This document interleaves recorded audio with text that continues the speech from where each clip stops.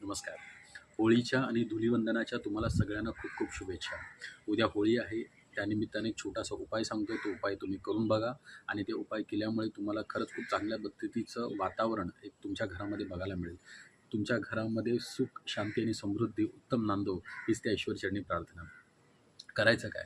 आपलं जे श्रीफळ आहे, नारळ आहे, ते तुम्ही घेऊन यायचं. घेऊन आणल्याच्या नंतर आपल्या मुख्य दरवाजापासून ते नारळ पूर्ण घरातून फिरवायचं आहे. फिरून झाल्याच्या नंतर आपल्या देवघर आहे, त्या देवघरासमोर शेंडी आपल्याकडे अशा पद्धतीने ते नारळ तिथे ठेवायचं आहे.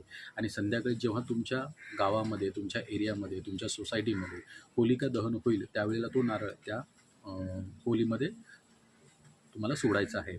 असं केल्यामुळे तुमच्या घरामध्ये जी पण काही आडापिडा असेल, की काही निगेटिव्हिटी असेल, जे व्हायब्रेशन तुमच्या घरामध्ये असतील, ते सगळे निघून जातील आणि खूप चांगल्या पद्धतीचा बेनिफिट नक्की फायदा तुम्हाला होईल. करून बघा आणि मला नक्की सांगा काय झालं ते.